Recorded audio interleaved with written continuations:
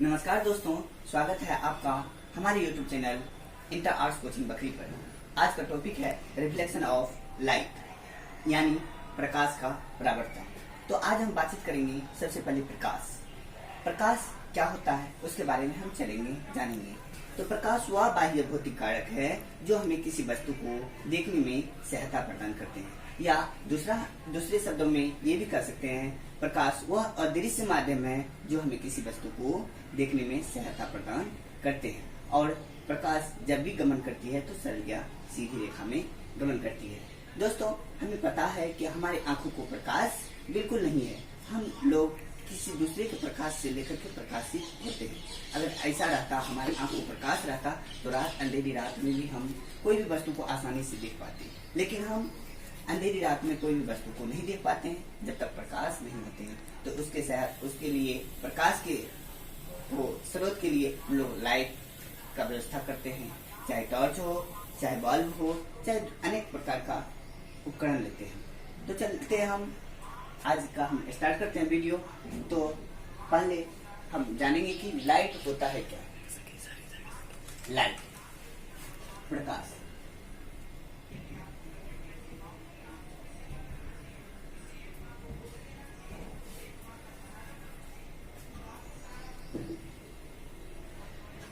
दोस्तों, सबसे पहले हम कोई भी सब्जेक्ट पढ़ते हैं तो उससे पहले हम लोगों को एक चीज जानना बहुत जरूरी है। अगर कोई भी सब्जेक्ट पढ़ते हैं तो उसका हेडिंग इम्पोर्टेंट होता है। हेडिंग अंडरलाइन और हाइफन देकर के ही लिखना चाहिए। लेकिन बच्चे क्या करते हैं, जैसे ही लिख देते हैं। बहुत बच्चे हेडिंग का मतलब ही नहीं समझ पाते हैं, जिसके कारण से एग्जाम में उसका नंबर कट जाते हैं। तो दोस्तों, ये सब भूल ना करें। सबसे पहले हम लोगों को क्या करना चाहिए, हेडिंग पर बहुत अच्छी तरह से ध्यान देना चाहिए। तो हम पहले हेडिंग बनाए हैं प्रकाश यानी लाइट। तो प्रकाश किसे कहते हैं इसके बारे में जानेंगे। तो प्रकाश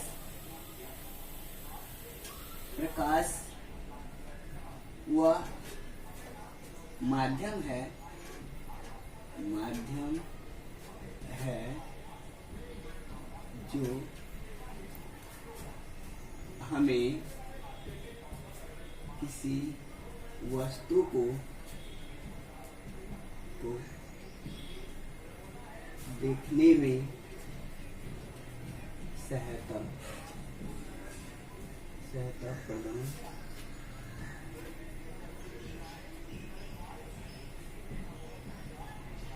करते हैं।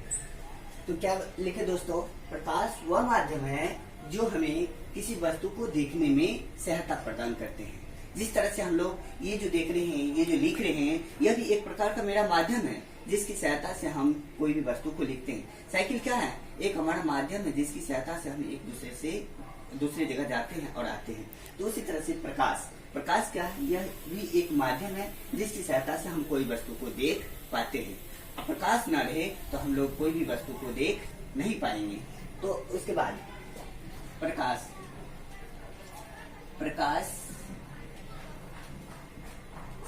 सरल या सीधी रेखा में गमन करती है। प्रकाश सरल या सीधी रेखा में गमन करते हैं। उसके बाद आता है दोस्तों किरण। अब किरण के बारे में जानेंगे। किरण होता है क्या, जिसे हम अंग्रेजी में कहते हैं रे। किरण रे प्रकाश हो गया। अब रे के बारे में हम जानेंगे। तो ये जो रे है इसका हम डेफिनेशन देंगे। प्रकाश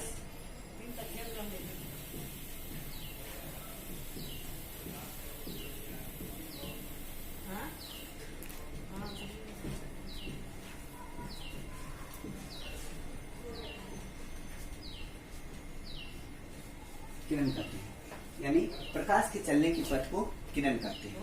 प्रकाश पथ में से होता है रास्ता। जिस रास्ते से प्रकाश आती है, उस प्रकाश जिस रास्ते से आती है, यानी प्रकाश जो चल रही है उसी पथ को हम क्या कहते हैं, किरण कहते हैं। यानी प्रकाश के चलने की पथ को किरण कहते हैं। बिल्कुल शॉर्ट परिभाषा है। उसके बाद आता है किरण पुंज। किरण पुंज।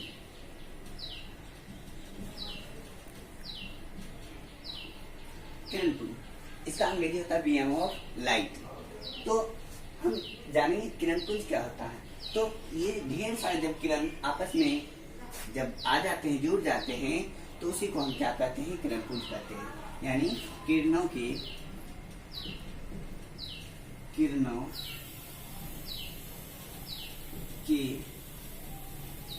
समूह को किरण पुंज कहते हैं।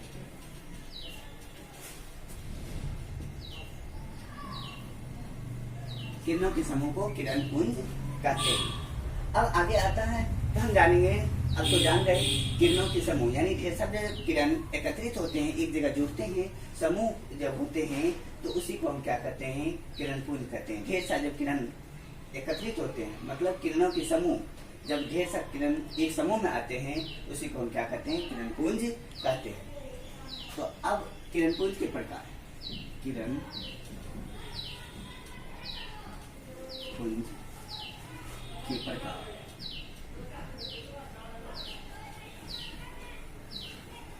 पहला होता है अभिसारी किरण पुंज।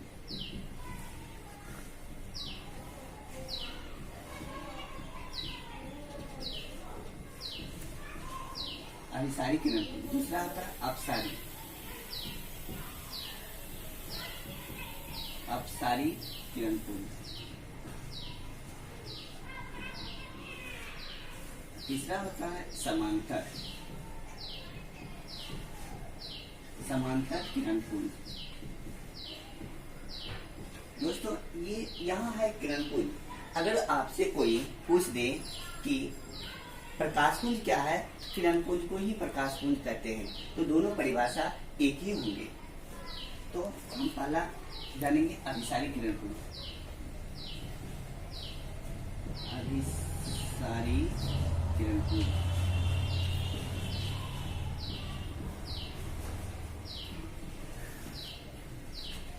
अभिसारी किरण पुंज दोस्तों किसे कहते हैं, ये हम जानेंगे जब कोई बिंदु है, ये बिंदु है, जिस किरण पुंज की सभी किरणें एक ही बिंदु पर आकर मिलती है, एक ही बिंदु पर आकर मिलती है, उसे ही हम अभिसारी किरण पुंज कहते हैं। तो बोलेंगे जिस किरण पुंज की सभी किरणें एक बिंदु पर आकर मिलती है, उसे हम अभिसारी किरण पुंज कहते हैं। तो जिस किरण पुंज की सभी किरणें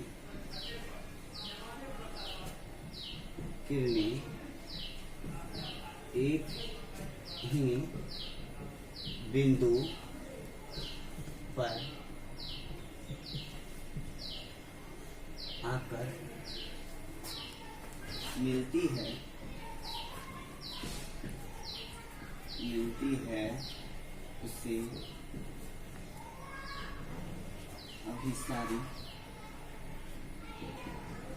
अभिसारी किरण पुंज कहते हैं।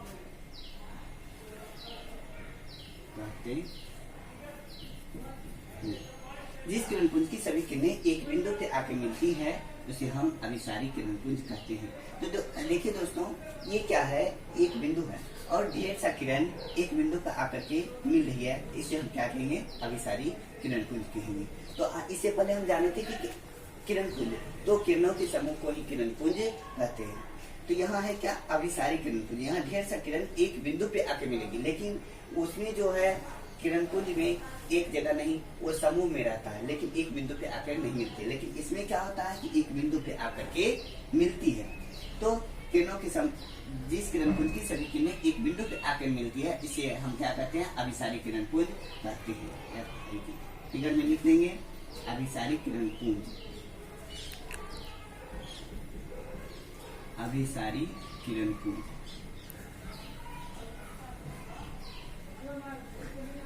चलिए दोस्तों, ये हो गया। अब हम जानेंगे अपसारी किरण पुंज। अपसारी किरण पुंज किसे कहते हैं, इसके बारे में हम जानेंगे।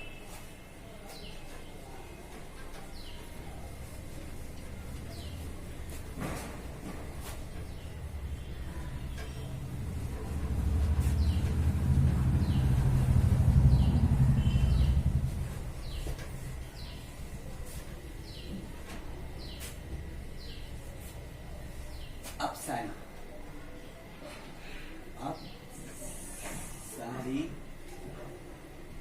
किरण पुंज।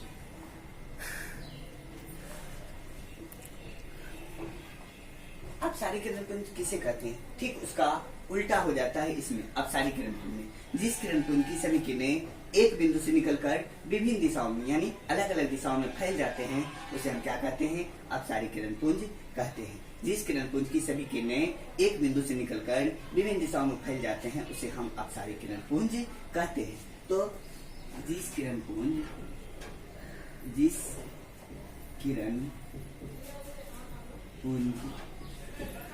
की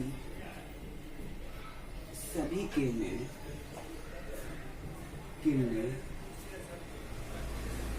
एक बिंदु से निकलकर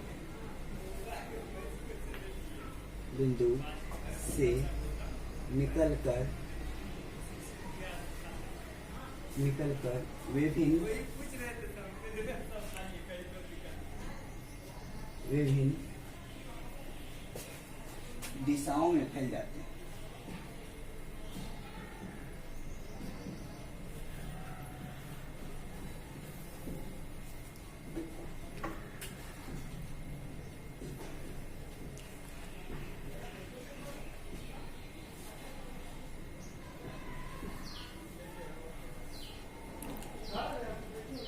उसे अपसारी किरण पुंज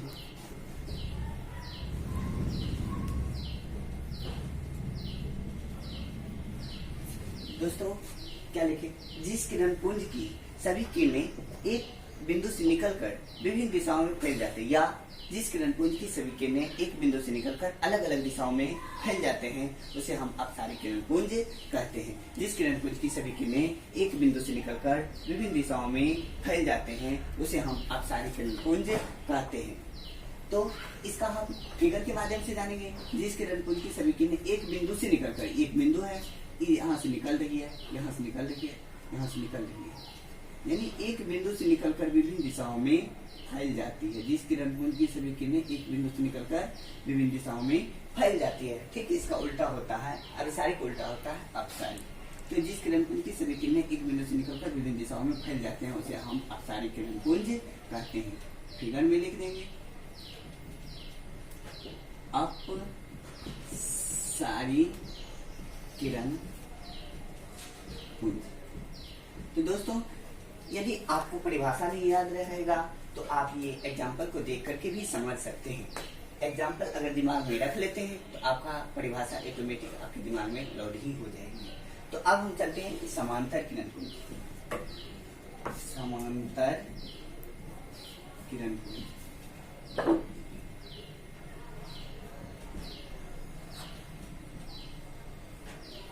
समांतर किरण पुंज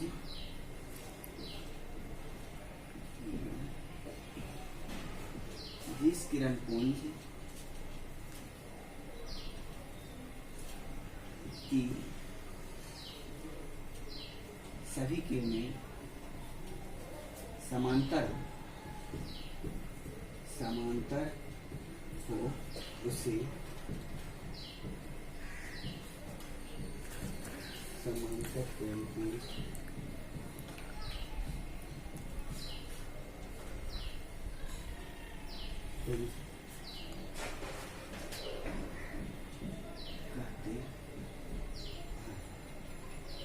जिस किरण पुंज की सभी किरणें समांतर हो उसे हम समांतर किरण पुंज कहते हैं। जैसे देखिए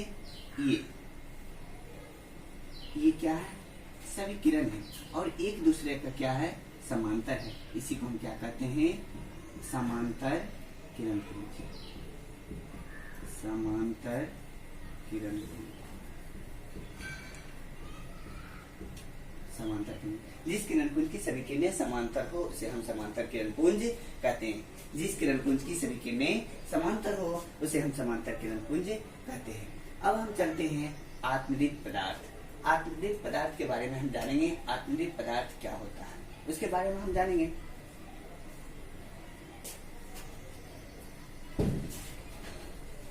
आत्मदीप्त पदार्थ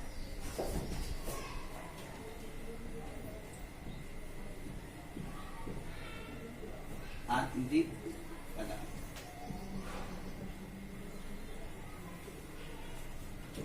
दोस्तों, ये आत्मदीप्त पदार्थ को ही प्रदीप्त पदार्थ भी कहते हैं। तो आत्मदीप्त पदार्थ के बारे में जानेंगे तो वैसा पदार्थ या वे पदार्थ जो स्वयं प्रकाश उत्सर्जित करते हैं, या वैसा पदार्थ जो स्वयं प्रकाश उत्सर्जित करते हैं, उसे आत्मदीप्त पदार्थ कहते हैं। वैसा पदार्थ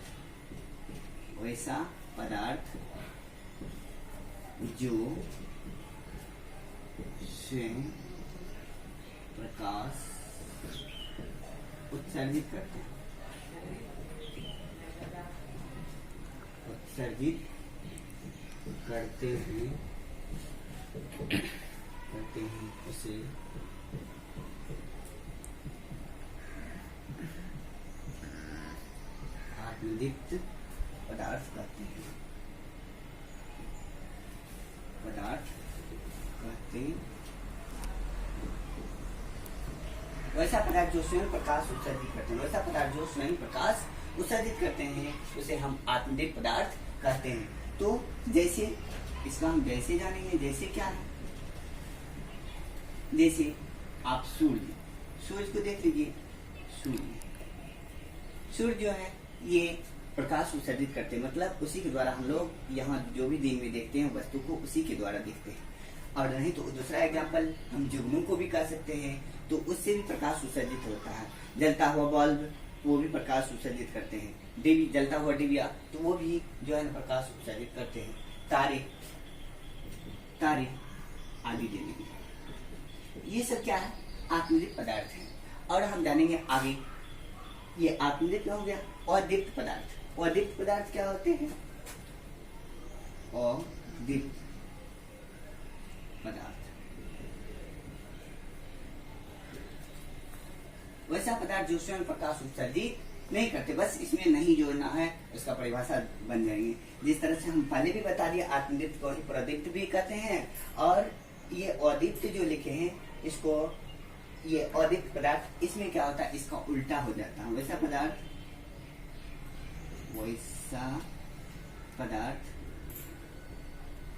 जो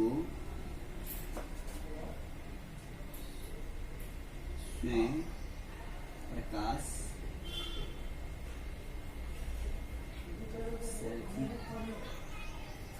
उत्सर्जित नहीं करते हैं,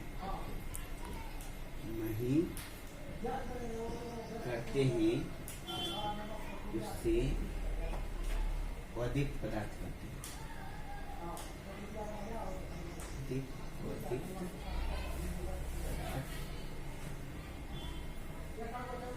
कहते हैं।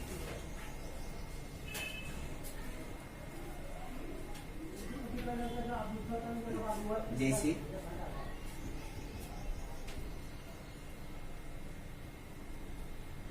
कुर्सी, टेबल, कलम, कॉपी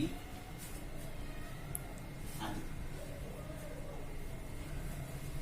दोस्तों, इसमें देखिए, वैसा पदार्थ जो स्वयं प्रकाश उत्सर्जित नहीं करते हैं, उसे हम क्या कहते हैं, अदीप्त पदार्थ कहते हैं। वैसा पदार्थ जो स्वयं प्रकाश उत्सर्जित नहीं करते हैं, उसे अदीप्त पदार्थ कहते हैं। जैसे कुर्सी, देखिए कुर्सी प्रकाश उत्सर्जित कदापि नहीं कर सकता है। टेबल, ये भी प्रकाश उत्सर्जित नहीं। कलम, ये भी प्रकाश उत्सर्जित नहीं करते हैं। कॉपी, ये भी, यानी अन्य पदार्थ हैं जो प्रकाश उत्सर्जित नहीं करते हैं, उसे अदीप्त पदार्थ कहते हैं। इसको हम दूसरे भाषा में हम पहले भी बताए, आत्मदीप्त को ही प्रदीप्त भी कहते हैं, इसको अदीप्त कहते हैं। इसको प्रदीप्त और इसको अदीप्त पदार्थ भी कहते हैं। तो चलते हैं हम आगे।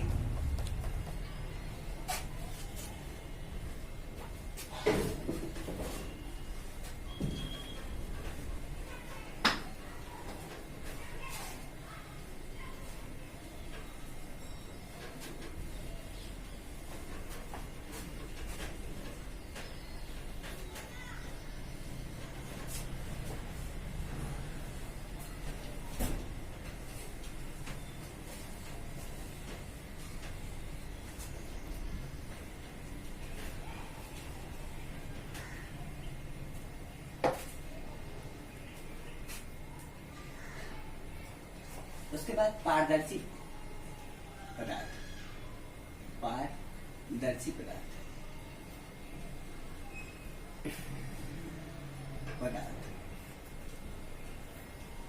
पारदर्शी पदार्थ किसे कहते हैं, इसके बारे में हम जानेंगे। तो इसका हेडिंग से ही पता चलता है, पारदर्शी। वैसा पदार्थ जिनसे होकर प्रकाश आसानी से आर पार हो जाते हैं उसे हम पारदर्शी पदार्थ कहते हैं। वैसा पदार्थ जिनसे होकर प्रकाश आसानी से आर पार हो जाते हैं उसे हम पारदर्शी पदार्थ कहते हैं। तो वैसा पदार्थ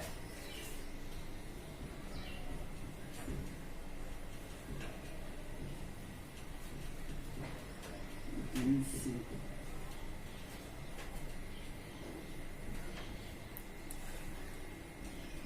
प्रकाश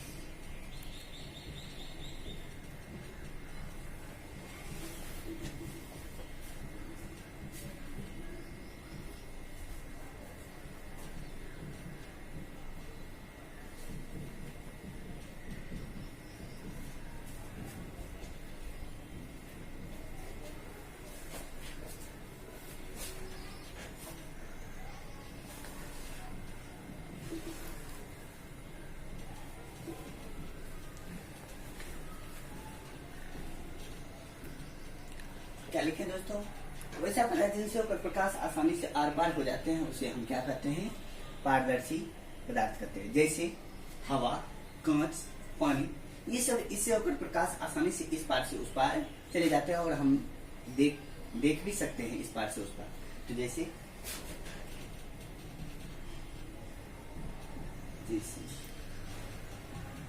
पानी, हवा, आदि पारदर्शी पदार्थ। अब हम जानेंगे अपारदर्शी पदार्थ।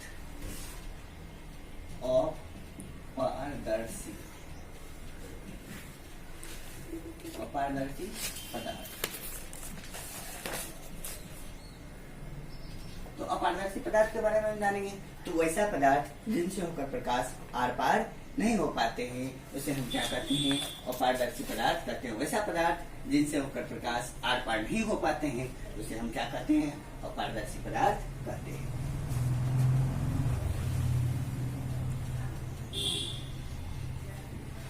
वैसा पदार्थ जिनसे होकर